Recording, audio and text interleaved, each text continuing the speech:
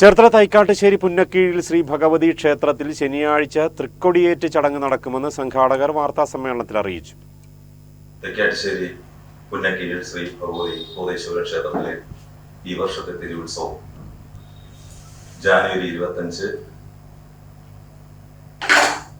വൈകിട്ട് 7:30 ദീപാരാധനയ്ക്ക് ശേഷം ക്ഷേത്രം തന്ത്രി മോനാട്ടിലത്ത് കൃഷ്ണൻ നമ്പൂതിരിയുടെ കാർമ്മികത്വത്തിൽ കൊടിയേറ്റ് കർമ്മം നടക്കുകയാണ്.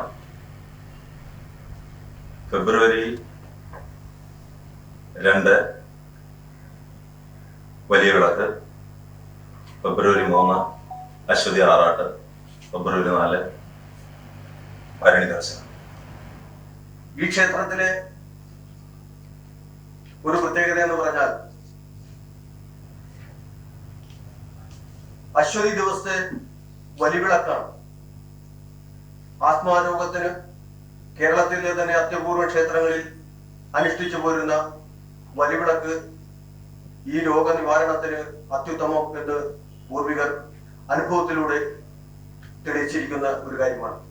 തിരുവുത്സവത്തിന്റെ ഭാഗമായി വൈകിട്ട് ക്ഷേത്രം തന്ത്രി ബ്രഹ്മശ്രീ മോനാട്ടിലത്ത് കൃഷ്ണൻ നമ്പൂതിരിയുടെ മുഖ്യ കാർമ്മികത്വത്തിൽ തൃക്കൊടിയേറ്റ് നടക്കും. വലിവ് ആസ്മ രോഗത്തിനായുള്ള വലിവിളക്ക് വഴിപാട് അശ്വതി ആറാട്ട് മഹോത്സവത്തിൽ നടത്തും. ക്ഷേത്രം പ്രസിഡന്റ് ശങ്കരൻ മൂത്തത്, മാനേജർ അരവിന്ദാക്ഷൻ നായർ, ബോർഡ് അംഗം പി രാധാകൃഷ്ണൻ എന്നിവർ വാർത്താ സമ്മേളനത്തിൽ പങ്കെടുത്തു.